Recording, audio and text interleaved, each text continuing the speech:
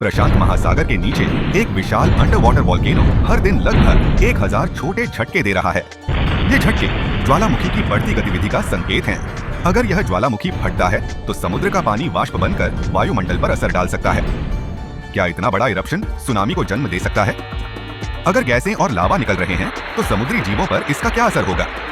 क्या यह विस्फोट पृथ्वी के मौसम और तापमान को बदल सकता है? क्या इंसान इस तरह के अंडर सी इरप्शंस को रोक सकता है?